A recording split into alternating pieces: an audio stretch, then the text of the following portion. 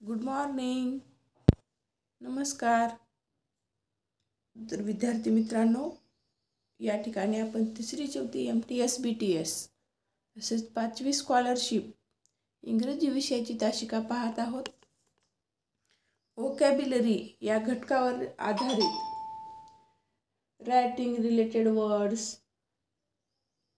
परत कोरोलेटिंग वर्ड्स म्हणजेच चित्र वर्ड्स विथ पिक्चर यावर चित्र दिलेला असतो आणि त्यावर आधारित प्रश्न विचारला जातो. Naming object, things and pictures, वस्तू आणि चित्र जे असतात चित्रांना समर्पण नावे देणे, अशावर क्ल्यू. या ठिकाणी अशा प्रकारे प्रश्न परीक्षेमध्ये विचारले जातात. त्यावरच आधारित आपण काही एक्सरसाइज मॉडेल क्वेश्चन पाहणार आहोत. तर पहा, या ठिकाणी आपला पहिला प्रश्न. यश परगे या चॅनलवर जर आपण कोणी नवीन असाल तर जरूर सबस्क्राईब करा व ग्रुपमध्ये ॲड होण्यासाठी 7588546308 या व्हॉट्सअप नंबरवरती ॲड व्हा. म्हणजे तुम्हाला त्या ग्रुपमध्ये ॲड झाल्यानंतर तुम्हाला दररोज तासिका येतील, लिंक येईल तासिकेची व त्या तासिकेचा तुम्हाला लाभ घेता येईल. चला, प्रश्न पहिला आहे, name the things in the picture. चित्रातील वस्तूचे नाव काय आहे? इन द पिक्चर चित्रातील थिंग्स म्हणजे वस्तूचे नाव काय आहे? तर पहा, खाली चित्र कशाचं दिलेलं आहे? मग हे बॅटचं चित्र आहे. मग पर्यायामध्ये आपण पाहू, बॉक्स, डिश, बॅट आणि बेल असे 4 पर्याय आहेत. मग कशाचं चित्र आहे हे? तर चित्र जे आहे हे बॅटचं आहे, म्हणून पर्याय क्रमांक 3 हे याचं उत्तर येणार आहे. चला, पुढचा प्रश्न.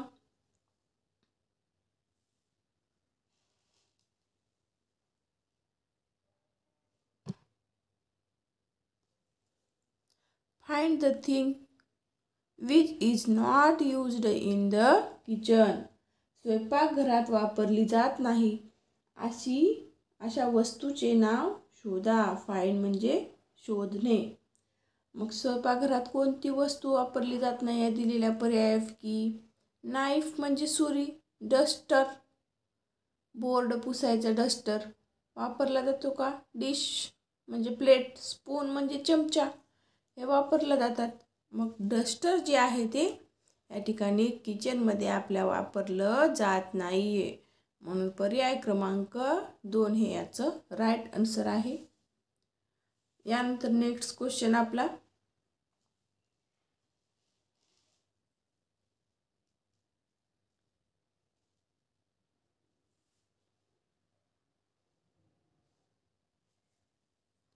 What do trees have?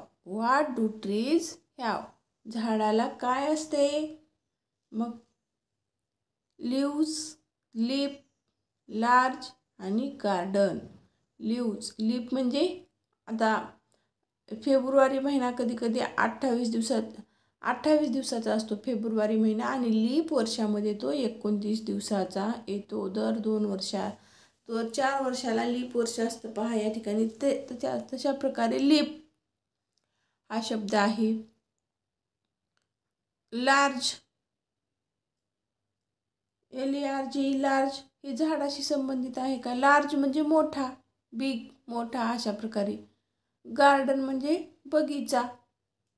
तर पहा, झाडाला काय असतात असा प्रश्न विचारलेला आहे. तर लीव्स म्हणजेच पाने, झाडांची पाने जी असतात ते झाडांना असतात, म्हणून पर्याय क्रमांक 1 जे हे याचं उत्तर येईल, पर्याय क्रमांक 1. यानंतर पहा, आपला पुढचा प्रश्न आपण पाहू.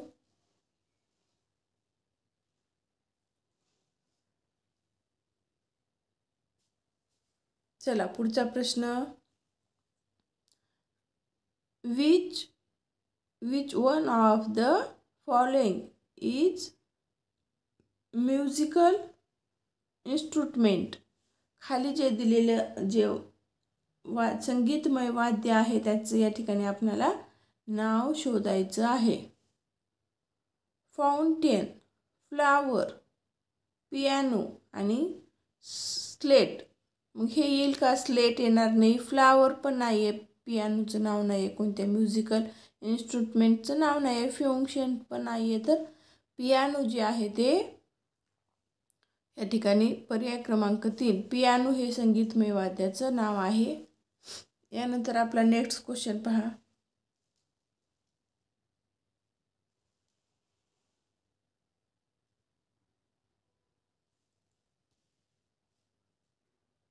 Which of the following things is used in rain season? पावसाळ्यामध्ये आपण कोणत्या वस्तूचा वापर करतो?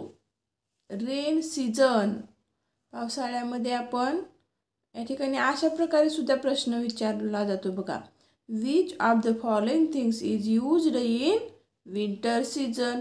Which of the following things is used in winter? Winter season म्हणजे हिवाळा. अशा विंटरमध्ये आपण काय वापरतो? स्वेटर वापरतो.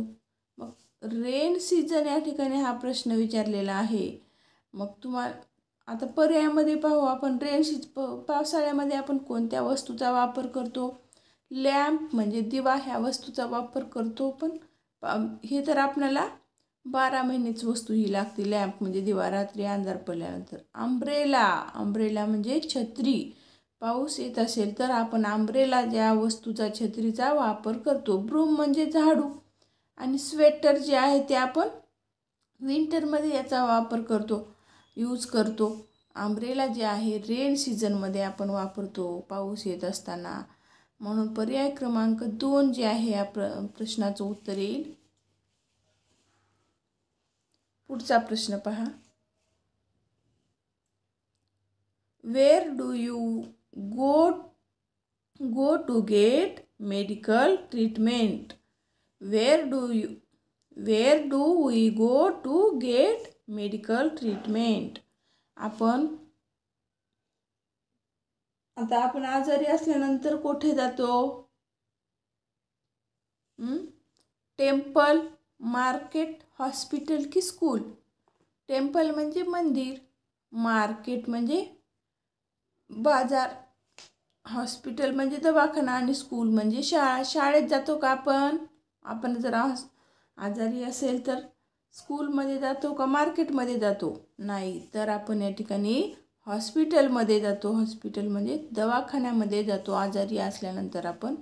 म्हणून पर्याय क्रमांक 3 हे या प्रश्नाचं उत्तर येईल. यानंतर आपला पुढचा प्रश्न आपण पाहूयात. पुढचा प्रश्न पहा.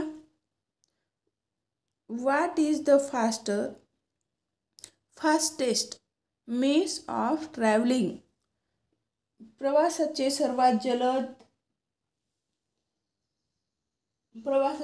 जलद साधन कोणते? What is the faster means of travelling आपल्याला ट्रॅव्हलिंग किंवा प्रवास करण्यासाठी सर्वात जास्त फास्ट जे आहे साधन ते कोणतं? या ठिकाणी प्रश्न विचारलेला आहे. तर पर्याय क्रमांक पाहू आपण. एरोप्लेन, ट्रेन, बस आणि शिप. शिप म्हणजे जहाज, बस म्हणजे आपली बस एस-टी, ट्रेन रेल्वे, एरोप्लेन म्हणजेच विमान. मग सर्वात जास्त फास्ट कोणतं जातं रे? कोणतं साधन आहे या ठिकाणी सांगा बरं. ट्रेन पण जाती फास्ट आहे की नाही, बस नाही जात तेवढी फास्ट, शिप पण नाही जात. तर एरोप्लेन जे आहे ते सर्वात जलद फास्ट जाण्याचं जे साधन आहे, एरोप्लेनने आपण लवकरात लवकर पोहोचू शकतो कुठेही जात असताना. फास्ट साधन जे आहे ते ट्रॅव्हलिंगचं एरोप्लेन आहे. चला पुढचा नेक्स्ट क्वेश्चन आपला. Select the word that is not related with the game. खेळाशी रिलेटेड नसलेला वर्ड्स म्हणजे शब्द या ठिकाणी आपणाला शोधायचा आहे. रिलेटेड म्हणजे संबंधित शब्द शोधा, असा सिलेक्ट करायचं आहे आपणाला या ठिकाणी. तर पहा, क्रिकेट हा खेळाशी संबंधित आहे. फुटबॉल हा सुद्धा खेळाशी आहे. आणि कॉफी म्हणजे चहा, कॉफी पितो ती कॉफी. हॉकी जे आहे हा खेळाशी संबंधित आहे. Is not related with the game. गेमशी रिलेटेड नसलेला आपणाला वर्ड्स सिलेक्ट करायचा आहे. प्रश्न नीट समजून घेत चला. तर मग कॉफी जे आहे या गेम या म्हणजे खेळाशी रिलेटेड शब्द नाही आहे, वर्ड्स नाही आहे, म्हणून पर्याय क्रमांक 3 जे आहे या प्रश्नाचं उत्तर येईल. चला पुढचा प्रश्न आपला.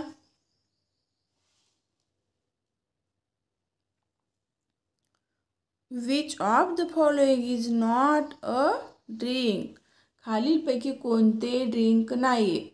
Which of the following is not a drink म्हणजे पेय. खालीलपैकी कोणते पेय नाही आहे. मिल्क हे पेय आहे. जार, टी आणि ज्यूस. टी पेय आहे, ज्यूस पण पेय आहे. JAR जार म्हणजे भरणी. हे पेय आहे का रे? हे पेय आहे का? हे ड्रिंक आहे का? हे ड्रिंकचं कोणते नाव आहे? नाही. तर पर्याय क्रमांक 2 जे आहे या प्रश्नाचं उत्तर येईल.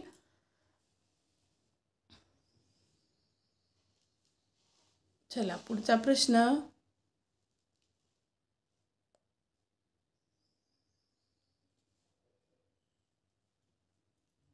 Select the word that is related with man. आता मॅनशी रिलेटेड वर्ड्स असलेल्या या ठिकाणी आपल्याला सिलेक्ट करायचं आहे. मॅनशी related word. Head, tail, trunk आणि बीक. हेड म्हणजे डोके. हे डोके कुणाचं असतं? मग माणसांचे, मॅनचं डोकं असतं. टेल म्हणजे शेपटी आणि ट्रूक म्हणजे हत्तीची सोंड जी असते त्याला आपण ट्रूक असं म्हणतो. बीक म्हणजे चोच पक्ष्यांची. मग हे माणसांची संबंधित टेल, ट्रूक आणि बीक जे हे वर्ड्स आहेत ते मॅनशी रिलेटेड नाही आहेत. मग मॅनशी रिलेटेड वर्ड्स कोणता आहे? तर HEAD हेड जो आहे हा वर्ड्स मॅनशी रिलेटेड वर्ड्स आहे. मॅनचं हेड. म्हणून या ठिकाणी आपला ऑप्शन नंबर 1 पर्याय क्रमांक 1 या प्रश्नाचं उत्तर येईल. यानंतर पहा आपला पुढचा प्रश्न.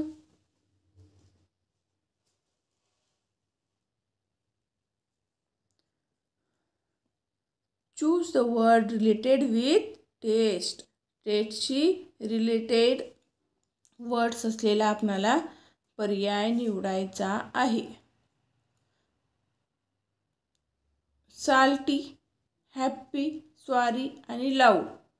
आता हॅप्पी म्हणजे आनंदी. हे टेस्टशी रिलेटेड आहे का? टेस्ट म्हणजे चव आपली जिभेची. साल्टी म्हणजे खारट आणि स्वारी म्हणजे माफ करा. लाऊड म्हणजे मोठ्याने बोलणे, हसणे. मग लाऊडली म्हणजे मोठ्याने. मग साल्टी जे आहे ही टेस्टची रिलेटेड वर्ड्स आहे. म्हणून या ठिकाणी याचं काय येईल उत्तर? पर्याय क्रमांक 1 साल्टी. यानंतर नेक्स्ट क्वेश्चन आहे आपला पहा.